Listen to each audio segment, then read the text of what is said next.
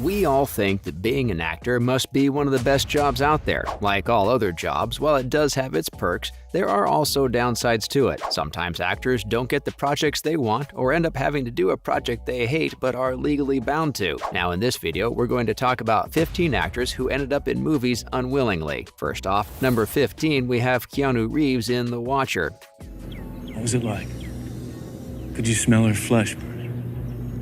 Keanu Reeves said that a friend forged his signature on the agreement that tied him into The Watcher. Poor Keanu, but sadly he couldn't prove it, so he made the decision to do the movie instead of going to court. He also had to wait a year after the movie came out before he could talk about his problems with the product in public. Number 14, we have Ryan Reynolds playing Deadpool. Captain Deadpool. No, just Deadpool, yeah. Ryan Reynolds was tied to the Deadpool film before the plot was written, so when X-Men Origins started filming, the studio pretty much told him that he had to play Deadpool in this movie or they'd find someone else to. He informed Entertainment Weekly that he just said he would do it, but it was the wrong version. Deadpool wasn't portrayed properly in it. Since the Writers Guild of America was on strike from 2007 to 2008, he also had to write all of his own lines. Number 13, we have Whoopi Goldberg in Theodore Rex. What is this, Kung Fu? I don't want to play games with you.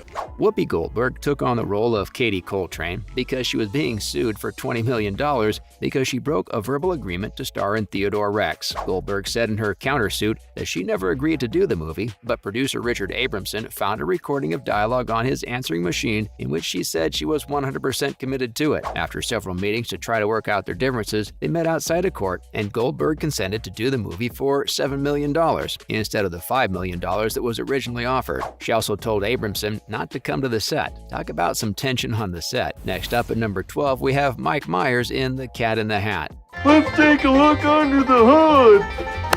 After fighting in court for months with Universal over the failed movie Dieter, Mike Myers came to an agreement with the studio and agreed to make The Cat in the Hat. Amy Hill, who worked with Myers, told the AV Club that he was like a diva on set. He would just hang out with his people and leave. When people came, he would just stand there. One guy kept his chocolates in a small Tupperware container. He would run over and give him chocolate whenever he wanted one. He refused to interact with or talk to anyone else. At number 11, we have Natalie Portman in Thor: The Dark World.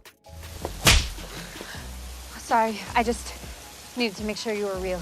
Natalie Portman wanted Patty Jenkins to direct Thor: The Dark World, but Jenkins left the project because she was afraid the bad script would be blamed on her. However, Portman was still contractually required to play Jane Foster again. At first, Portman was excited to be a part of the movie because Jenkins was going to be the first woman to direct a superhero movie. But after she left, that pretty much took away all of Portman's enthusiasm. Jenkins was replaced by Alan Taylor, but she went on to make Wonder Woman, which made her the first woman to direct a superhero movie. At number 10, we have Emily Blunt in Gulliver's Travels.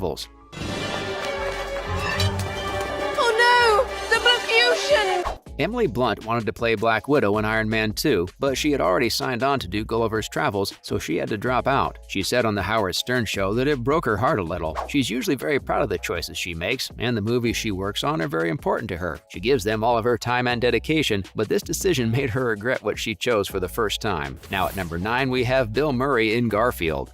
Once again, my life has been saved by the miracle of lasagna. Bill Murray agreed to voice the famous orange cat in Garfield the movie because he thought the director's name was Jeff Cohen, no H, who directed Burn After Reading and Fargo, when in reality it was Jeff Cohen with an H, associated with Cheaper by the Dozen and Daddy Day Camp. Imagine agreeing to do a movie when you read the director's name wrong. Also, there were many setbacks in the production. Murray said in an Ask Me Anything on Reddit that it was like Fantastic Mr. Fox, without the joy or fun. That sounds like such a sad description. At number 8, we have Roy Scheider in Jaws 2. That's it! Not a boy! Come on! Steven Spielberg said that he didn't want to direct Jaws 2, and Roy Scheider didn't want to be in it either. However, Universal made him play Martin Brody again because of a contract dispute. It can't have been easy being legally bound to play a role you don't want to. Where's the fun if your heart's just not in it? Scheider was paid 4 times as much for the sequel as he was for the first Jaws movie. At number 7, we have Channing Tatum in G.I. Joe: The Rise of Cobra. But they live to terrorize me. Channing Tatum said that Paramount didn't offer him the choice to skip G.I. Joe: The Rise of Cobra as part of their 3-picture deal, so he felt pushed to play Duke. He said on the Howard Stern show that the studio told him they would sue him if he refused to do the movie. Can you imagine someone suing Channing Tatum? Up next at number 6, we have Jennifer Garner in Elektra. My name's Elektra Natchios.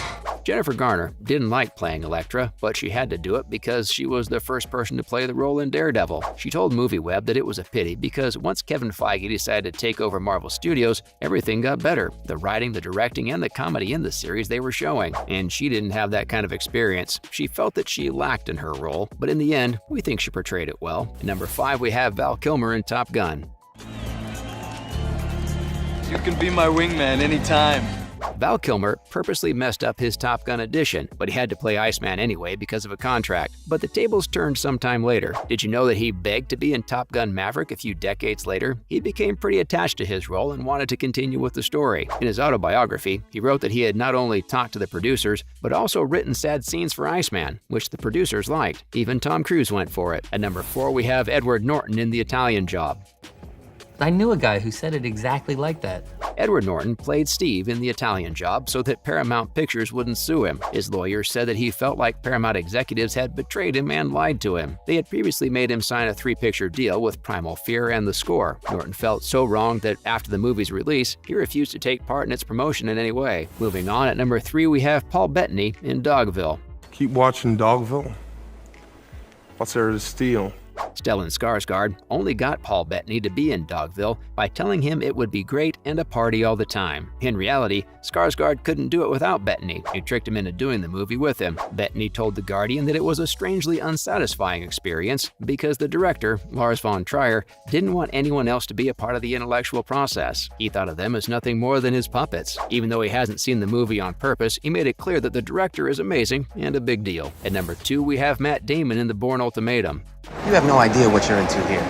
These people will kill you if they have to. Matt Damon said that the script for The Bourne Ultimatum, the third Jason Bourne movie he was in, was impossible to read, embarrassing, and would end his career. He wouldn't find himself starring in a film of that kind ever. Tony Gilroy, the screenwriter, worked out a deal where he would only have to turn in one draft of the script, with no notes or rewrites, in exchange for a huge amount of money. Damon told GQ that the studio was really to blame because they put themselves in that situation. Basically, he was messing around, so he took his money and left. Finally, at number 1, we have Sylvester Stallone in Stop or My Mom Will Shoot. Clorox? That's great, Mom. If I use this gun, it's gonna blow up in my hand now.